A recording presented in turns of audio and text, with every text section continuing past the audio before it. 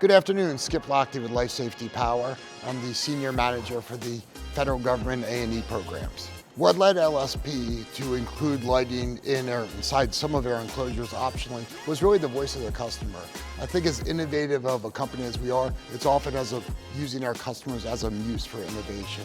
So we would display our panels with light inside them at trade shows, and technicians would literally come up and say, "Oh my God, are you selling lights inside your panels?" And the answer was no.